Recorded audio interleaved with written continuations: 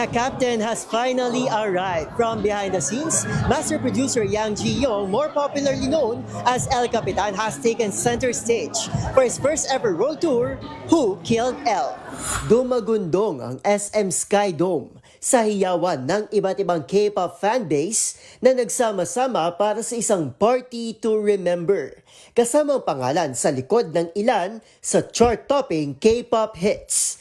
Mapa-army man o fans ng global boy group na BTS o FOHA, fanbase ng rising group na AHOF, magkaibang henerasyon man ng K-pop, dinagsang hindi matatawarang musical flair ni El Capitan bilang isang artist turned producer.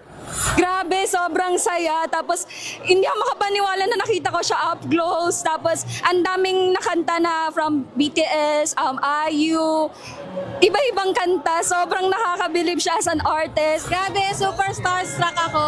At saka sobrang into fans siya. Ang dami naming interactions with El Capitan. Sobrang sulit na sulit tong concert na to. Thank you so much kasi napili mo yung Philippines na makasama sa tour mo, and I hope makabalik ka at hindi kami magsasawang mahalin at babalik kami sa tour mo. Team Vendors! Yes, Team Vendors!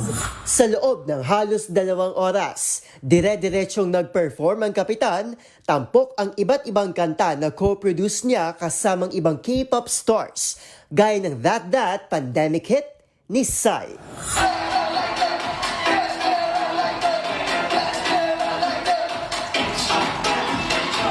Ang DJ producer hindi pinalampas ang pagkakataon para awitin ang kanilang epic collaboration ng kanyang kaibigan na si Suga na Dear My Friend.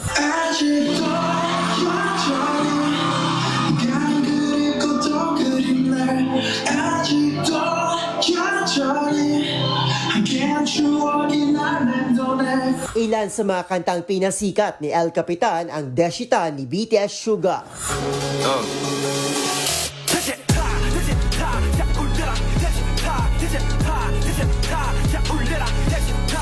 At ang record-breaking hit ni IU na 8.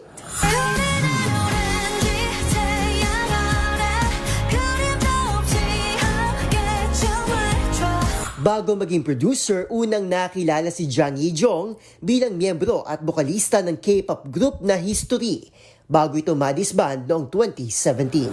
Saranghae, Capitan!